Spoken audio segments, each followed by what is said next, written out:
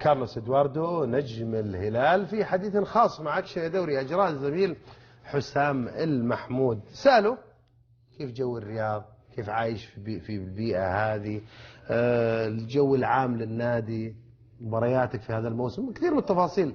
حسام المحمود عمل دردشة حلوة مع كارلوس إدواردو.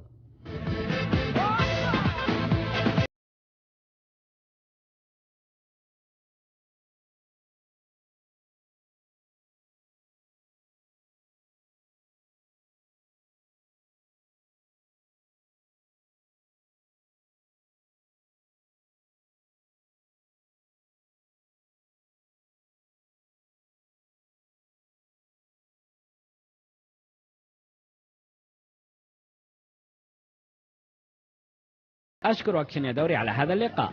بداية قبل مجيئي للهلال قمت بالبحث عن المعلومات عن المعيشة بالسعودية ونادي الهلال، وكذلك تواصلت مع ديغاو بحكم صداقتي معه في البرازيل، وعندها عرفت أن الهلال نادي كبير ولديه قاعدة جماهيرية كبيرة، وعندها لم أتردد في القدوم للهلال.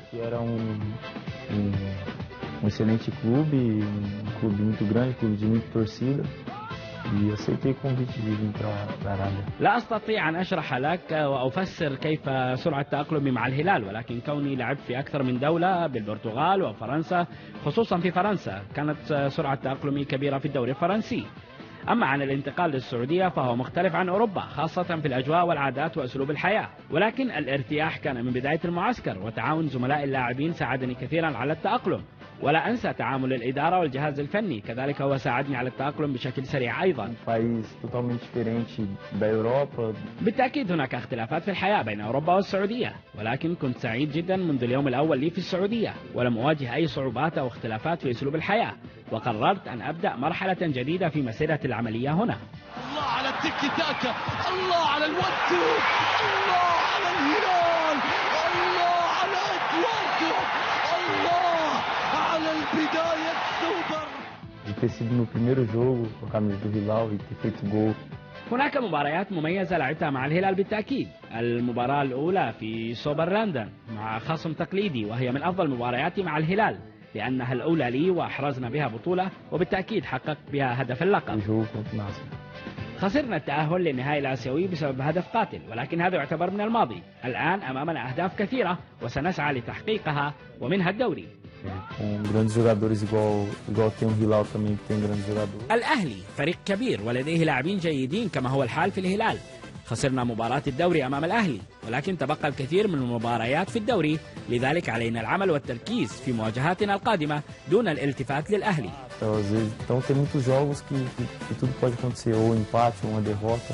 هناك لاعبين سعوديين أداءهم مشابه للأداء في أوروبا ومستوياتهم عالية، وبشكل عام اللاعبين السعوديين جيدين، وهذا سينعكس على المنتخب السعودي.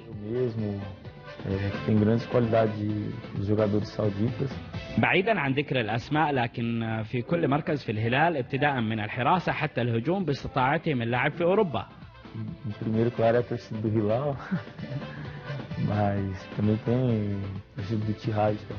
أكثر جمهور يجذبني بالتأكيد هو المدرج الأزرق جماهير الزعيم، وبعدها لفت انتباهي جمهور الاتحاد.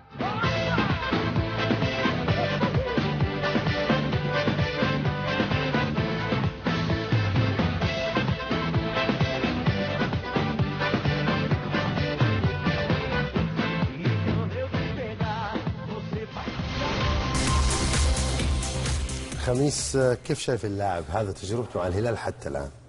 تجربة ناجحة بكل المقاييس، مزيج فني رائع جدا، هداف، صانع لعب، مجهود عالي وأناقة في اللعب. الكرة في رجوله حقيقة تستمتع بالكرة في رجوله. مكسب للاعب من أفضل اللاعبين المحترفين في نادي الهلال، بل على مستوى تاريخ نادي الهلال أيضا. رغم النظرة كان الناس متوقعين الميدا هو اللي راح يبرز أكثر من إدواردو. قد يكون الميدا سيرته الذاتية أعلى من إدواردو، لكن السؤال الأهم، هل يستطيع إدواردو أن يكمل ويعني ينسي الناس نيفيز؟ أعتقد أنه في هذا الخطر. خلينا نشوف الجزء الثاني من لقائه مع حسام المحمود كارلوس إدواردو. أنت درونا عكس الناس ده. Thank you.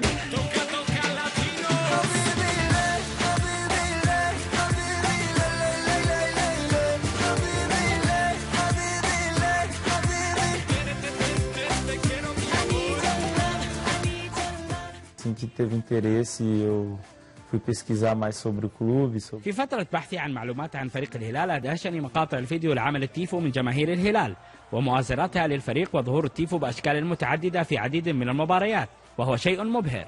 Eu acho que foi contra o Arli na semifinal. أعتقد أن أجمل هدف لي هو أمام الأهلي الإماراتي في بطولة آسيا، هو الأجمل بالنسبة لي. Geralmente eu assinei 3 anos aqui com o Hilal e عقدي لمدة 3 سنوات مع الهلال وبالتأكيد أنا ملتزم بالعقد، وهناك عروض من فترة لأخرى ولكن لم أفكر بترك الفريق، وأنا سعيد مع الهلال وبحياتي في السعودية، وأنا أسعى للتطوير من مهاراتي وذلك لتقديم الأفضل مع الفريق، ولم أفكر في لحظة بترك الهلال. o Ailton, Digão por ser brasileiro, sim, mas صداقاتي في النادي مع أبناء جلدتي آيلتون وديغاو فهم الأقرب لي، وبشكل عام في الهلال كلنا أسرة واحدة وتجمعنا صداقة قوية بكل اللاعبين. minha posição que eu vim para cá é como número 10, meio campo mesmo. أنا لاعب وسط متقدم وقد أكون رقم 10 ولدي القدرات البدنية للتقدم والتواجد في مناطق المقدمة، والأهم هو استغلال الفرص والتسجيل، وهذا لا يضير كوني لاعب وسط. Ele é um excelente treinador, não é à toa que tá aqui no Hilal. المدرب دونيس لديه إمكانيات كبيرة وساعدني كثير في الظهور بشكل جيد وله الفضل بكل ما أقدمه مع الهلال. تدوير اللاعبين شيء مهم للفريق وهذا يطبق في أوروبا ويساعد على إبراز إمكانيات الفريق، والأهم هو المحافظة على جاهزية اللاعبين بنسبة 100% في حال احتاجهم المدرب، وهذا يزيد من نسبة المنافسة داخل الفريق. Todos os jogadores acabam tendo sua oportunidade também. الضغوطات أمر طبيعي في الهلال، ومن يرتدي شعار الهلال عليه أن يتحمل الضغوطات وهذا أمر طبيعي بالنسبة لنا. Oportunidade vai para shoppings, restaurantes. أكثر ما يعجبني في الرياض هي الأسواق والمطاعم المميزة والتنزه مع العائلة للتسوق وأقضي بها وقت ممتع جدا. قد تكون فترة التوقف جيدة في حال ضغوط المباريات وهي فرصة لإعادة ترتيب الأمور في الفريق. Tá gostando muito, tá adorando. Acho que é uma diferença. والدي سعيد جدا بتواجدي في السعودية وسعيد باختلاف الطبيعة والحياة هنا عن البرازيل، وكذلك أنا سعيد بتواجده معي في الرياض. É bom para ele vir aqui também conhecer aqui a Arábia e tá gostando. Tá gostando da Arábia Saudita? أعجبتني الحياة في السعودية، الحياة بسيطة وهادئة هنا. Muito contente, vixe. Muito bom. أنا سعيد جدا بوضع ابني في الهلال وهذا سبب سعادتي. حبيبي ليه حبيبي ليه حبيبي ليه ليه ليه ليه ليه